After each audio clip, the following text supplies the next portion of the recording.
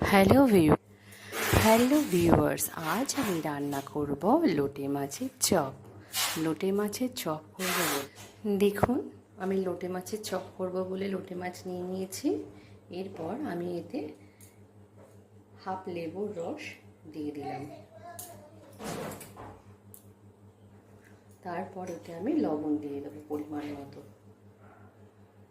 লেবুর রস আর লবণ দিয়ে ম্যারিনেট করে রাখতে হবে 15 থেকে 20 মিনিট। এরপর আমি মিক্সার গ্রাইন্ডার নিয়ে নিলাম। তার মধ্যে দুটো কাঁচা লঙ্কা,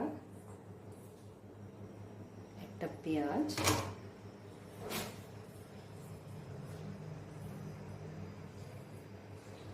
চার কোয়া রসুন আর আদা দিয়ে দিলাম।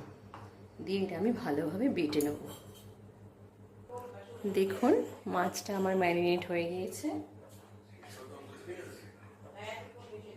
এরপর পেঁয়াজ, আদা, রসুন, কাঁচা লঙ্কা বাটার পেস্টটা আমি এর সঙ্গে কিছুটা দেবো আর কিছুটা এই বাটার রস দেবো।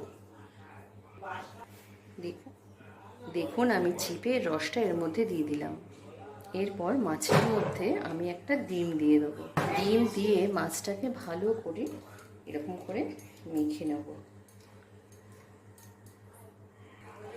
এরপর এতে আমি পরিমাণ মতো বেসন দিয়ে নেব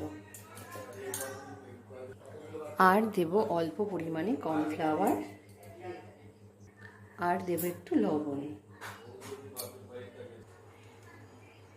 দেখুন তেল আমার গরম হয়ে গিয়েছে। এরপর আমি মাছগুলোকে একটা একটা করে ছেড়ে দেবো। এরপর তেল আমার গরম হয়ে গিয়েছে। এরপর আমি মাছগুলোকে আস্তে আস্তে ছেড়ে নেব। দেখুন লোটে মাছের চপ আমার রেডি। আপনারা প্রত্যেকে বাড়িতে বানাবেন, বানিয়ে খেয়ে বলবেন কেমন হয়েছে এবং ভালো লাগলে চ্যানেলটাকে লাইক এবং সাবস্ক্রাইব করে দেবেন।